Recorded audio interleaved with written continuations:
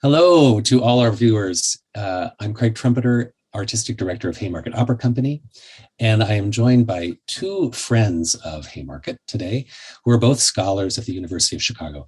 Robert Kendrick is familiar to our audiences. He's the William Colvin Professor in Music, Romance Languages, and Literatures.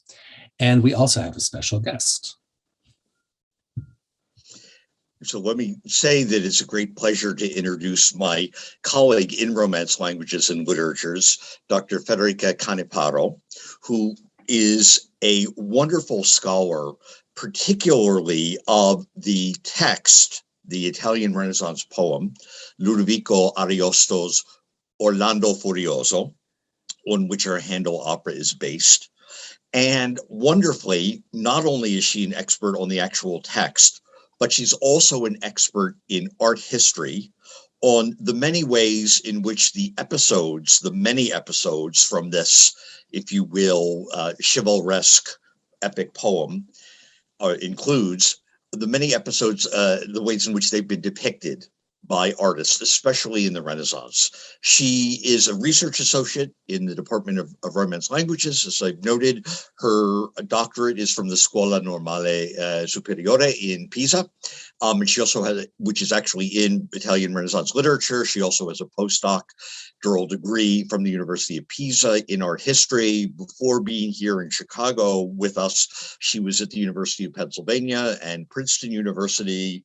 And most important among her many research interests is a book that she published in Italian in 2015, which is a book essentially on the ways in which Ariosto's poem was reflected in the art of its time, of the 16th century, both in terms of the many book illustrations, that is to say, the woodcuts, which were put into printed editions of the Orlando Furioso, as well as the actual paintings, and especially the cycles of frescoes, so paintings on walls, that depicted episodes and moments and narrative themes inside the poem.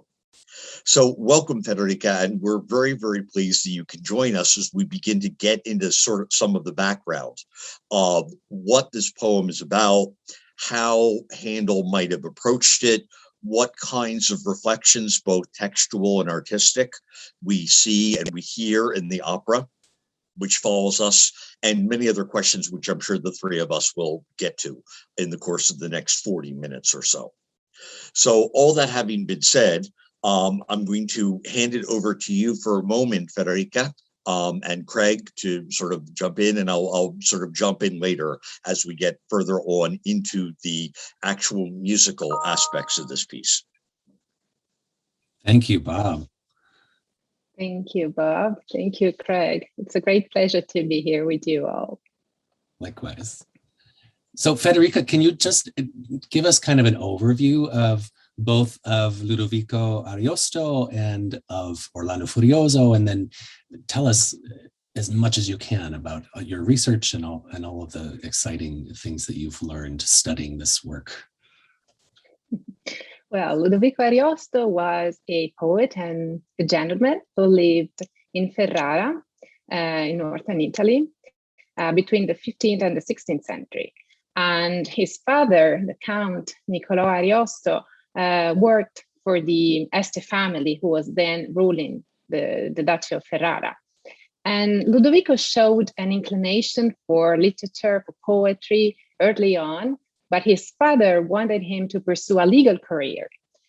Therefore, Ludovico studied law with very little enthusiasm, so he says. So he wrote. Like and only later, and only later in his early 20s, he was able to devote himself to literature. However, in the year 1500, his father passed away, and Ludovico, as the eldest son, had to provide for his family, for his mother, his 4 brothers, his 5 sisters. So he entered the service of the Cardinal Ippolito of Este. And later, after a disagreement with the cardinal, he switched to his eldest brother, the Duke himself, Alfonso I of Este. The disagreement was that Cardinal Ippolito had to go to Hungary, and Ariosto refused to leave Ferrara and to undertake such a long, uncertain, potentially dangerous journey. So Ariosto was a man of court, but he was not inclined to just obey to anything that his patrons might require from him. And it is not uncommon to find in his writing not only praise of the Este family, but also some critique, some unflattering comments about life at court and the hypocrisy and the superficiality of that word. So while working for the Este family in different capacities, he composed Latin verses, which was common for any man of culture at court. And he also wrote vernacular verses and theatrical plays, which was much less common. And he hoped to live as a litterato, as a poet in Ferrara. But his services as a clever diplomat, an ambassador, and a reliable commissary in hostile areas of the duchy were too valuable to the Este family for them to let him be just a poet. And so in his spare time, he wrote. He managed to compose verses and theatrical comedies that would mark the beginning of Renaissance drama.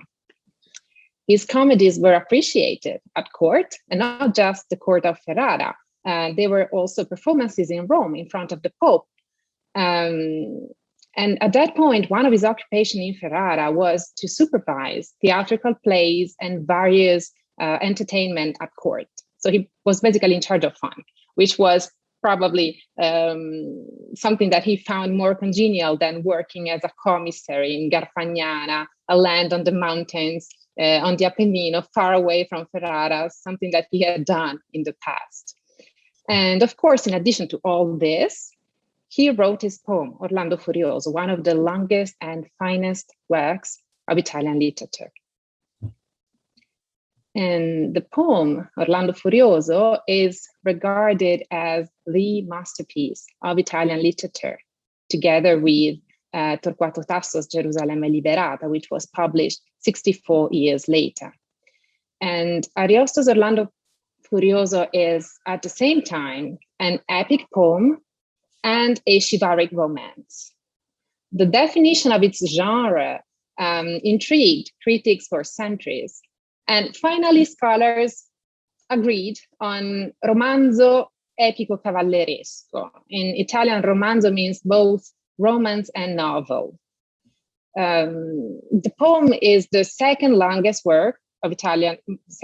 major literary work of Italian literature after Marino Zadone, in case you were wondering. And it intertwines many narrative threads with no unity of action. The main threads are three. The first is Orlando's unrequited love for Angelica and his insanity due to her marriage to the humble Saracen Meduro. The second thread is the love of Ruggero and Bradamante, who are fictional ancestors of the Este family in the poem, and the war between Christians led by Charlemagne and Saracens led by Agramante near Paris. Now, the narration is very complex. It begins with a horseless horseman, which I personally find very funny already. That is Rinaldo chasing Angelica in the woods. She is a ravishing beauty constantly on the run. All Christians and Saracens run after her, and she runs from them. So she is the emblem of unattainable desire. Every male character in the poem chases her, but they cannot get her, and they find something else which distracts them and makes the action go on in the poem. Now, it is impossible to sum up the plot, but the reader has to know that when Rinaldo enters the woods following Angelica in the first canto, the reader enters the woods with him, probably looking for something, and he or she will find something they probably did not expect. But they will need to make their way through the woods and the many other settings that Ariosto describes. They will get lost, for sure, and they would find new paths, and they would be happy they went into the woods. And if I had to simplify and offer a very short list of characteristics that make this poem unique, I would say that the first is its sublime literary quality. It's a very long poem, 38,000 lines, faultless. And it is innovative, very innovative in terms of plot, in terms of themes and situations, in terms of language. It became the first major work in the newly codified Italian language, which was being codified exactly when Ariosto was writing, and its popularity. So it is a book that had a great success among all kinds of readers, among the sophisticated readers and among non-cultivated audiences, including illiterate people who would listen to others reciting it. Ariosto published it in 1516 and it sold out. He published again in 1521 and it sold out again. And then he kept editing the poem, adding episode, modifying language, and he published it again in 1532. And he was writing on a fourth edition when he passed away. So it also has an interesting publishing history because there were many editions with different characteristics, and I can go in detail later if you want. Was it published in other languages during his life? It was. Well, during his life, no. Ariosto secured some printing privileges, uncommonly long-lasting privileges. The common length was 10 years, but he got lifetime privileges for his work.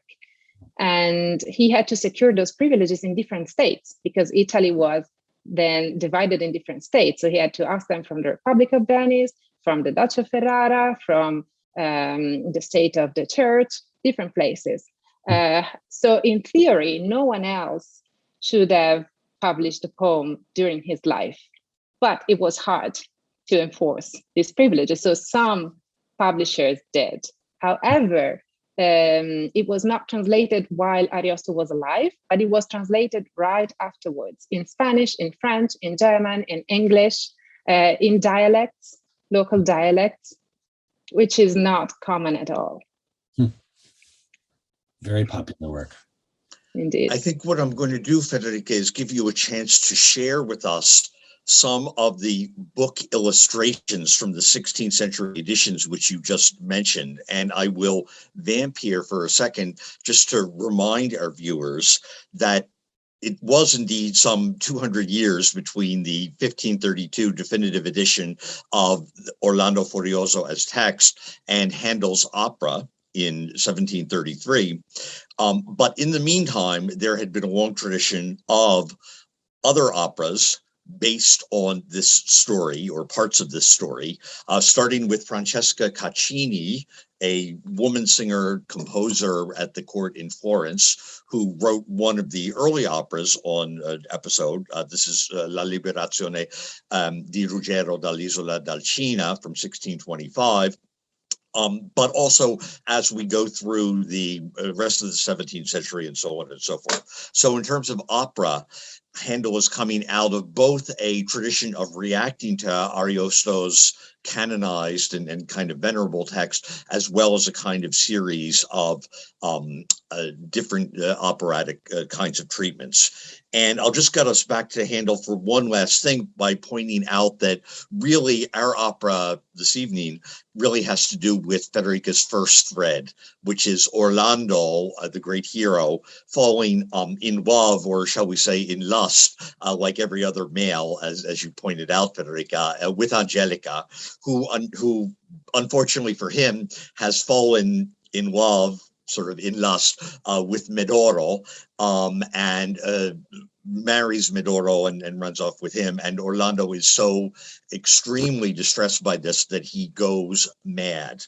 And so we have really two moments from two canti in the poem. The canti are, if you will, the sort of the books into which the poem falls.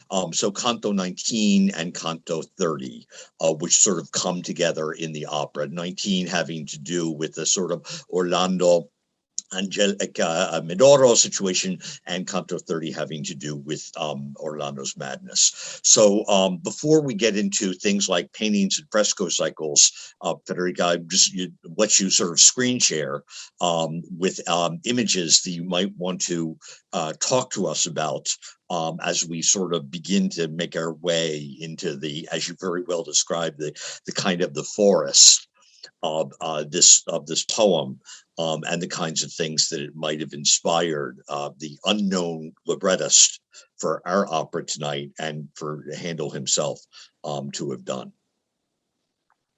Sure. I will be happy to share my screen and show you.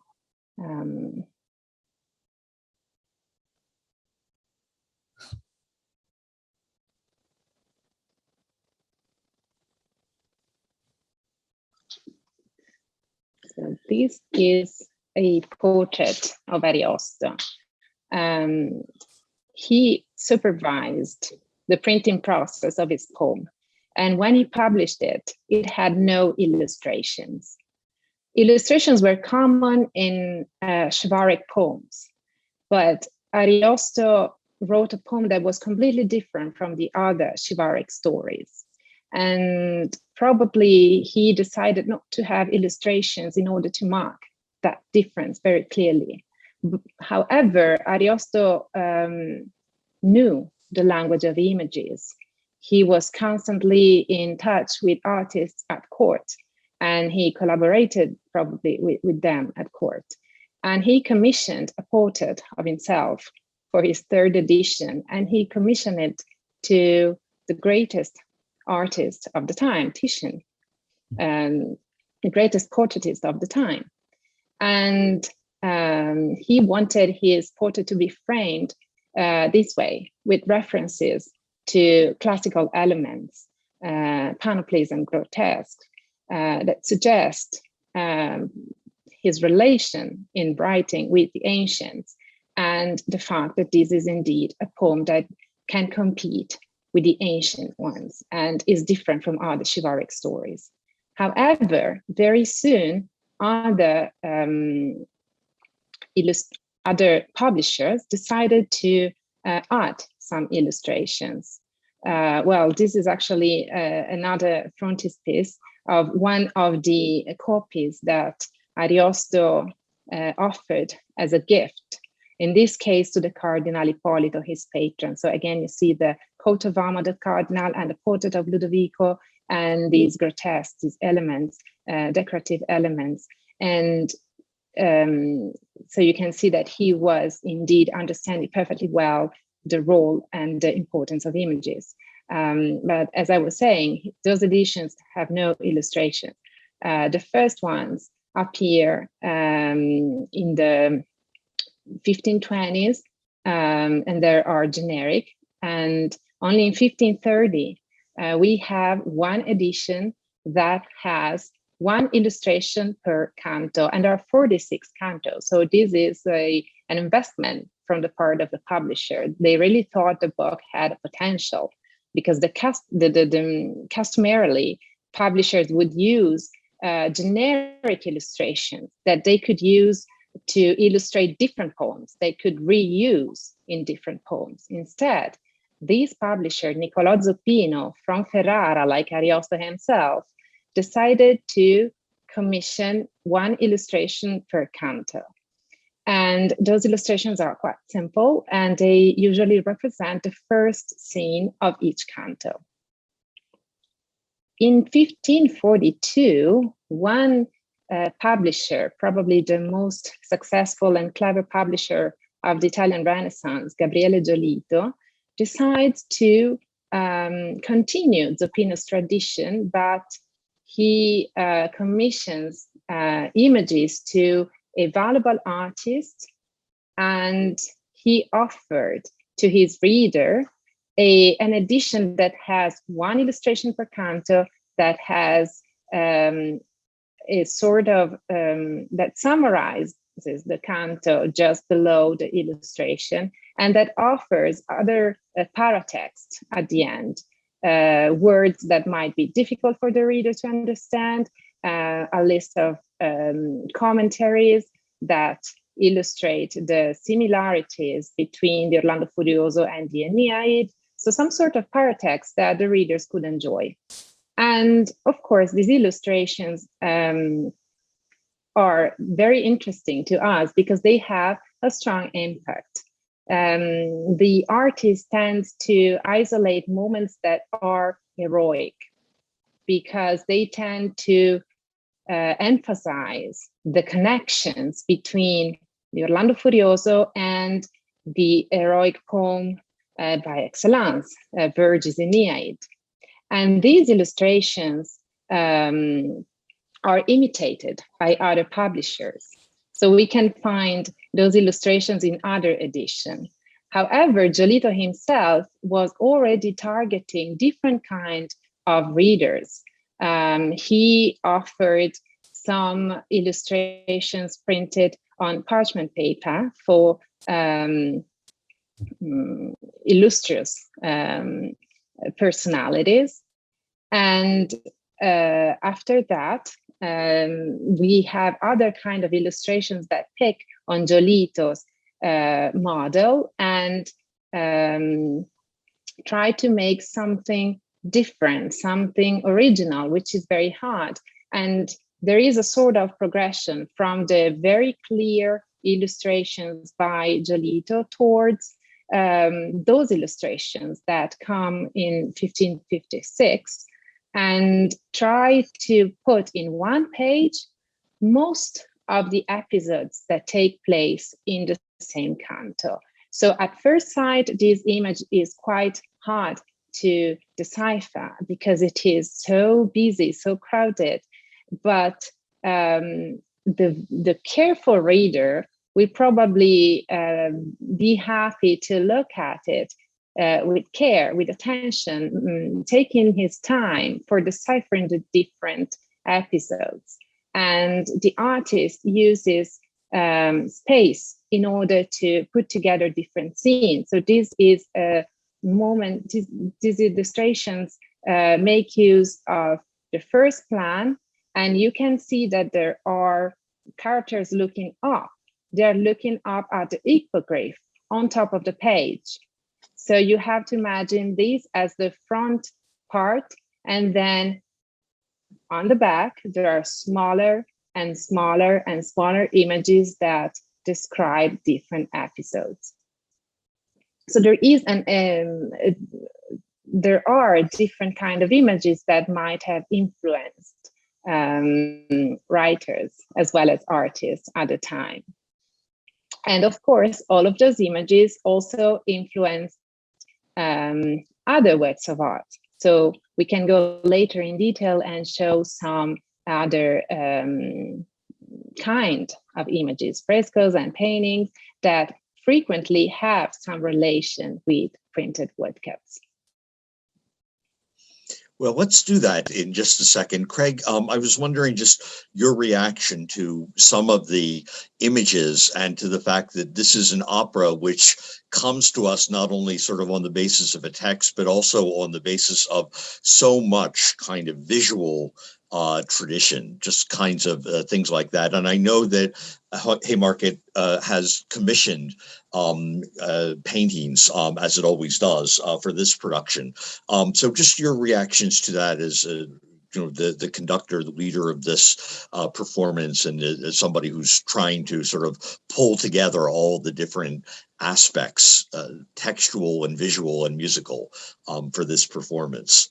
Well, these images are so intriguing and they're so complicated, very different from the stage settings that we commissioned for our opera, which have no characters in them. And also they're in color. So some of these are not, which is fascinating. I think you could probably spend hours just staring at this and trying to figure out who all is in it, right? And I was wondering, Federica, this publication comes from after he died. Is that correct? Yes, that's correct. Yeah. So, yeah, I'd be curious to know how things changed as after his death, if that had any effect on the artworks that were used. Well, the first illustrations actually come up when he's alive in 1530. He passed away in 1533. It is not clear whether he knew about it, whether he was happy about it or not. Unfortunately, documents do not tell us anything about it. But it is true that there are many illustrations that really become fashionable and have a great success after his death, when privileges are not valid anymore and anyone can just print a book the way they choose. And it is also true that at that point, by 1540s and 50s, Ariosto's Orlando Furioso is not anymore a new book on the shelves in bookshops. At that point, it has a different status. It is a new classic, and it has a great influence. And there are more and more works of art inspired to it. So beyond the artwork that accompanied the books, the printings themselves, were there paintings and that sort of thing that were also being created at the time? At the time of Ariosto's life, contemporary to the first publications. There was at least one painting that we know for sure. One painting that was the work of Dosso Dossi, a wonderful painter from Ferrara. So he was at the same court as Ludovico. They certainly knew each other. And that is probably the first painted with stories from Ariosto. Mm-hmm. And it depicts Mad Orlando with Angelica. And it has been interpreted as a satyr and a nymph, but it was not convincing. The nymph was wearing clothes that were unusual for a nymph, and she had a ring. And the story goes that when Orlando is completely insane, he actually meets Angelica, but he is so insane that he does not recognize her. Mm. And he runs after her, and she disappears thanks to the magic of her ring, which makes her invisible. So that painting probably represented that moment. And it was the first painting that we know of realized when Ariosto was alive. Mm-hmm. And the poem had not been published yet, but we know that Ariosto used to read parts of it at court.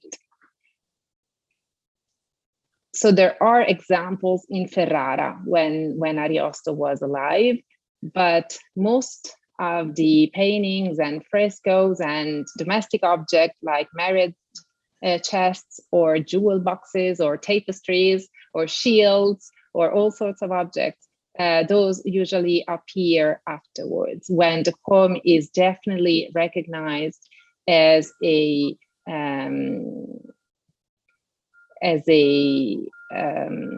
new classic, indeed, as a new classic.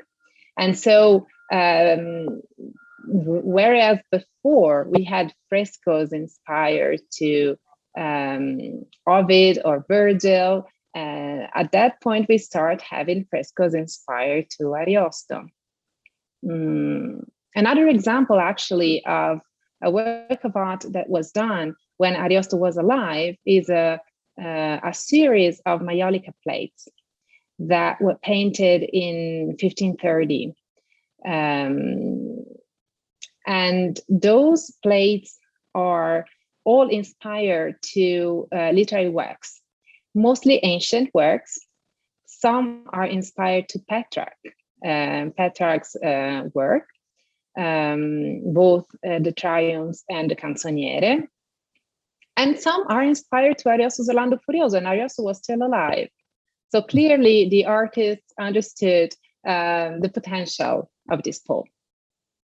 And Bob, I don't want to get too far ahead, but were there musical works being created at the same, sort of contemporary with his life, based on the book? Sure.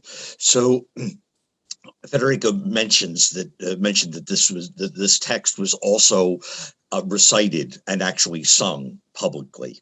And we know from 16th century writings and documents that quite socially humble street singers would sing stanzas from Orlando Furioso in public. Sometimes they would sing them in the street, sometimes they would sing them at court, and so on and so forth. And there are basically very simple melodic formulae that sort of like the kinds of things you would find even in sort of Gregorian chant for dealing with text, which one could just memorize and stuff like this. And one of the things that I think is really interesting is that tradition of singing stanzas from Ariosto via oral tradition, via memory, without written music or anything like that, have survived in Italy, especially rural Italy, into the late 20th century and early 21st century. So there's a long tradition of that kind of level of that kind of way of projecting Ariosto. There's also, and I'm going to sort of stop it here so that we can get back to the opera, there's also any number of madrigals, Renaissance madrigals, that set stanzas from Ariosto. And certainly the major composers of the 16th century, Cipriano d'Aurora, Orlando di Lasso, Palestrina even, set stanzas, and even William Byrd in English sets a stanza from Canto 1, a very famous stanza. And then that links up with the operatic tradition as well. So let me just go on, and Federica, I'm going to ask you to stop screen sharing so that I can exploit you further as a native speaker of Italian, as I myself screen share for a moment. I want us just to remember that Orlando, our opera tonight, is the first of 3 operas by Handel on themes from Ariosto and stories from Ariosto. It was followed, it's from 1733, it's followed 2 years later by operas that many of you know or might know, Ariodante and Alcina, which deal with other threads in other canti and so on and so forth in the opera. So we say that the libretto of Orlando, of Handel's opera, is based, if you will, on Ariosto. But I just wanted to go over a moment here where in Act 1 of the opera, which I would ask Federica to read the original in Italian, and I've tried to kind of provide you here with the 19th century English translation on things. This is from Canto 19, and it describes how Angelica, whom remember everybody's been running after, comes upon Meduro, who is technically an enemy. He is a Saracen. Remember that the Christians are fighting Muslims in our imagination of 9th century France and Spain. But he has been wounded. And so, as a noble woman would be supposed to do, she finds him and she starts to take care of him and heal him. But this leads to things that get much more complicated and will drive a good deal of Act 1 and indeed entirely of the entire opera. So Federica, if you would just read these 2 ottave in Italian to give people a kind of a sense of how the poem sounds in its original language. La sua piaga più s'apre, più incrudisce, quanto più l'altra si restringe e salda. Il giovine si sana, ella languisce, di nuova febbre, ora ghiacciata or calda. Di giorno in lui beltà fiorisce, la misera si strugge, come falda strugger di nieve intempestiva suole, che in loco aprico abbia scoperta al sole. Se di disio non vuol morir, Bisogna che senza indugio ella se stessa aiti, e ben le par che di quel che s'agogna non sia tempo aspettar ch'altri la inviti. Dunque, rotto ogni freno di vergogna, la lingua ebbe non men che gli occhi arditi, e di quel colpo dimandò mercede, che forse, non sapendo, esso le diede. Thank you. That's wonderful. And you can sort of see here in the English translation how, as Medoro heals, Angelica gets worse, but for love, not for physical kinds of things. There's this great kind of third person. So this is the poet, the narrator speaking. There is no direct speech here for either Angelica or Medoro. Is the poem sort of describing these things that have happened in the third person and describing what happens to Angelica as she falls and in love. And I think Federica, I think you'll probably agree that what we're talking about here is eros and not amor. I mean, this is sort of like this kind of like, I must absolutely have my hands on you, almost kind of just beyond any kind of even rationality in Angelica's kind of sort of own personality. Okay, so if I could call on you again to sort of read, for you to read the part of the libretto from Act 1, which is Angelica thinking that what she's doing is a soliloquy in recitative.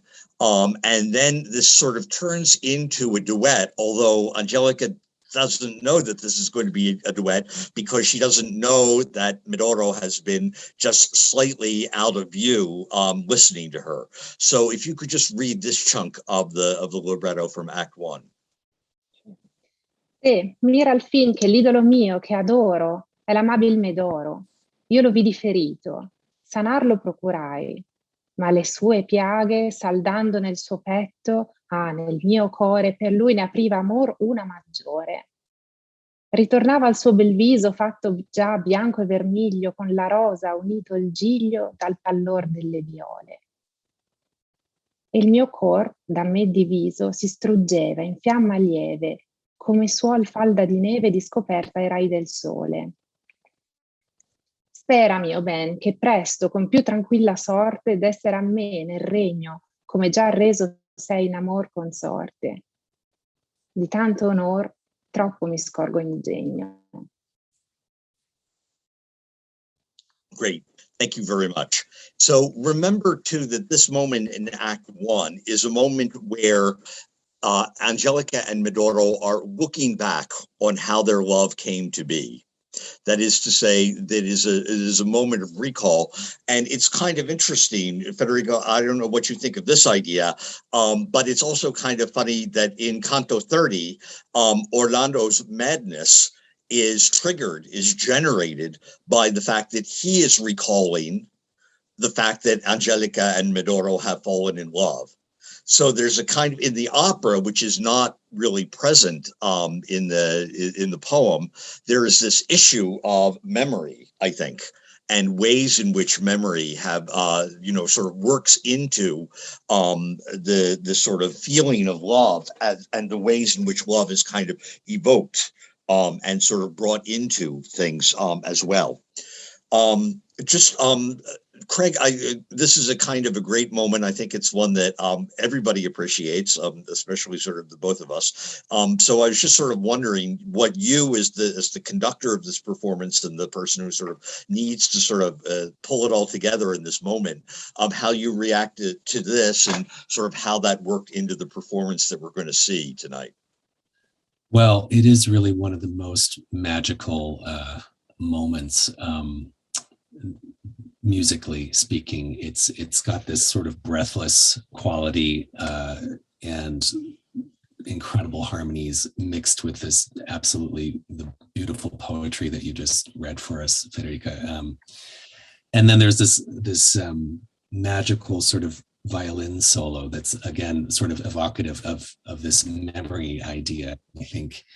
It's the first time that we meet two of our characters, so it's one of the highlights of the opera, I think. And to have Meduro sort of observing from afar, watching his beautiful new love, and then sort of surprising her at the end. It's not exactly a duet in that they don't sing at the same time, but it's within the same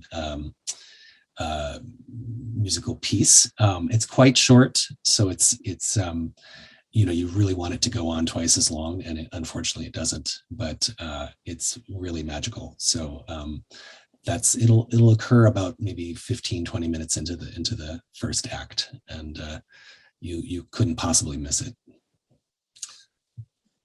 It's interesting because Handel here is using one of the conventions of 17th century opera, so a sort of slightly earlier moment, which is an aria which is not a da capo aria, so an A section, a B section, an A section, but rather a two-stanza aria, where the two stanzas of the libretto are divided between the two singers, between Angelica and Meduro. So he's using this slightly antiquated form in a way to, I think, fix the emotion, but also to sort of get on with things, because you don't have to worry about the reprise, the return of the A section. That is to say, the emotions are moving, they're fluid, and so on. Federica, did you want to, I mentioned to you that there are indeed many visual representations of Angelica and Meduro, both in the book illustrations as well as in the paintings. And I think one thing to remember, two things to remember, is that Handel's London audiences obviously would not have been in a position in London to see a lot of depictions of this, but many of them had done the so-called grand tour in Italy, whereas, curious young English noblewomen and noblemen, mainly noblemen, unfortunately, they went and saw Renaissance and Baroque paintings in Italy and sort of took everything in. So I didn't know, I stopped screen sharing so that you could, if there's any sort of great Angelica and Meduro moment that you wanted to share with us, that you could actually sort of do that, and then we'll go back and end with the music, if you wanted to do that. I think that this is great, and I think that one thing that the audience, those of you who don't know this piece, should know is that there's a third character present, and that is the very humble Dorinda, who is not at all present in Ariosto. This is a character who is added for the operatic versions, and she has just finished singing a kind of Cherubino from Marriage of Figaro like aria about discovering the joys of love for the first time, because she is madly in love with Orlando, who of course couldn't care less about her. Orlando has eyes for, right, she's in love with Meduro, sorry, who Meduro has eyes only for Angelica. So with all that sort of lead up, Federica, any comments on the topos of Angelica and Meduro? Sure. Well, it was certainly one of the scenes that were depicted the most in the 17th century, not so much before. It was depicted, but it didn't have that impact that it would have in later on. So at the beginning, images were usually related to the illustrations. So the question for the artist was, how to depict characters and episodes that have no previous iconographic tradition. The obvious ways to do that were either to take inspiration from printed illustrations or to ancient art or biblical images. So those were the two obvious ways. And this is what the artist did in the 16th century. So you mentioned before travelers who could go and see images. Well, there were many frescoes. I will share just a couple of images before getting to Angelica and Meduro in order to give you a sense of what that could mean. So this is a portion of a map. You can see that this is 10 miles, and there are many frescoes, one next to the other. All those in these maps are related to some illustrations.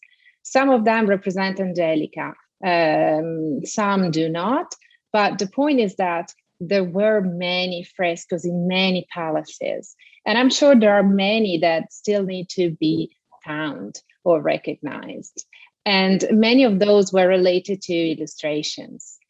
The other way for the artist was to recall ancient art. So this is an example of Angelica and Meduro, one of the scenes that will be so frequently depicted in the 16th century. This is mostly in the 17th century, but this is an image from the 16th century. This is an engraving from a painting that is now lost. And the model is ancient.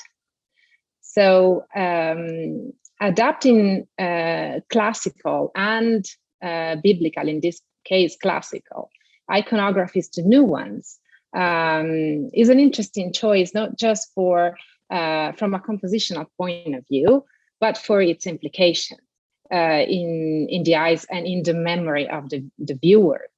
Ariosto was a poet who knew very well ancient literature, and in his poem, he imitated, he played, he competed with ancient poetry and mythology, which of course is the subject of ancient art.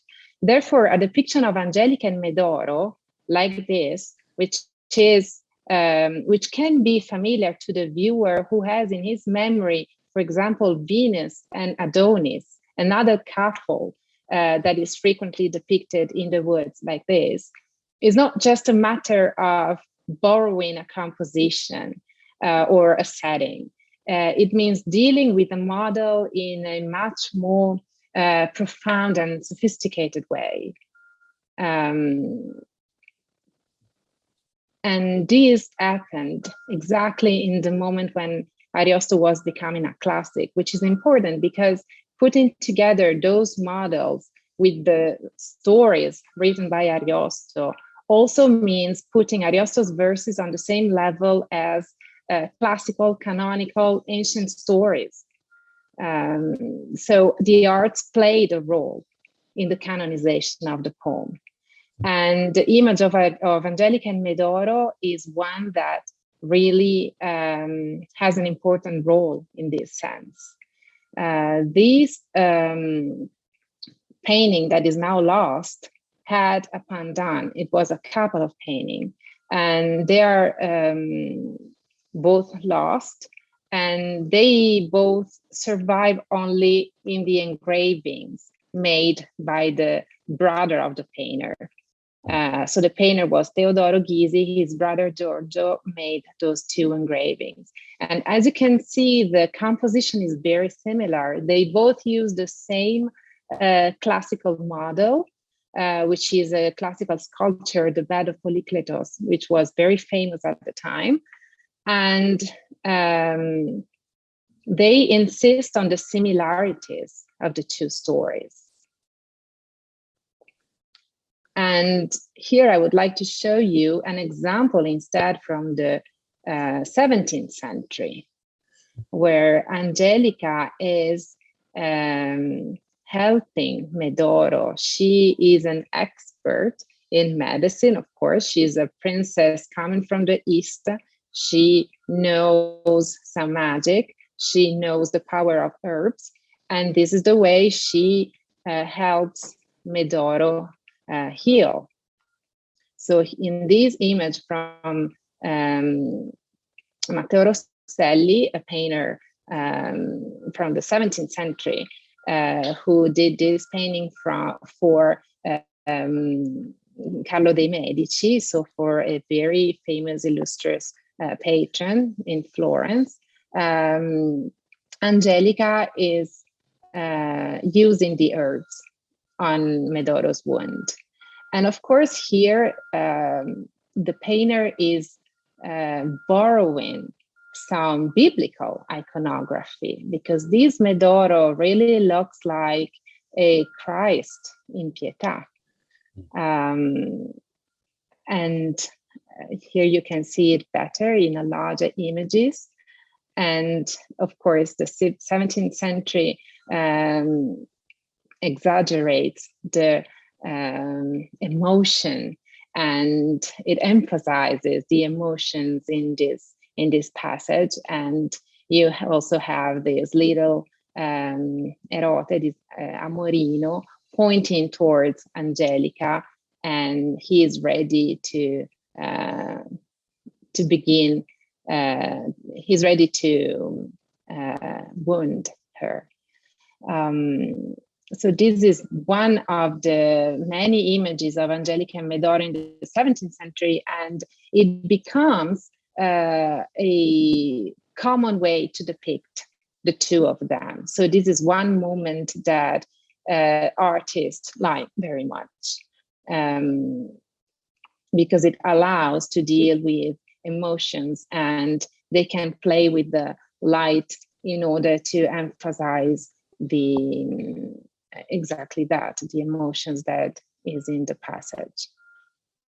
There's so much in the opera libretto about his color, his paleness. Mm-hmm. It's interesting that this reference to a Pietà kind of painting, it works so well. Well, thanks very much. Let me say that our time has really sort of come to an end here. So what I'm really going to do is encourage you all to listen very, very closely to the opera, when, especially at this moment in Act 1, as Craig says, about 15 or 20 minutes sort of into it, thinking about all of the things that we've talked about here, the canonical situation of Ariosto's poem, all the changes that have happened both visually and aesthetically between the poem's appearance in the early 16th century and Handel's opera in 1733, and also the ways in which, as Federica, I think, has shown very, very well, Angelica and Maduro are sort of portrayed visually, and then now will be portrayed in the opera that you'll get a chance to watch and to listen to, thanks to the Haymarket Opera Company, and thanks to Craig, and thanks especially to the really wonderful cast that was assembled for this production. So let me again just sort of thank both of you. Craig, you probably have a few closing words to say for this sort of brief video. And thank you especially to Federica, who just brought all this incredible arsenal of both literary and artistic knowledge to the background of Handel's Orlando. Thank you both. It's clearly there's just so much. This is such a rich story with such a rich history, and I hope that this inspires people to really get to know the romance better. And I am so grateful to both of you for your time and your expertise and inspirational thoughts on this work. And thank you so much. And please do tune in and watch our production of Orlando. It's coming up soon, and don't miss it. You will hear some of the most glorious music from the early 18th century. So thank you both, and a presto.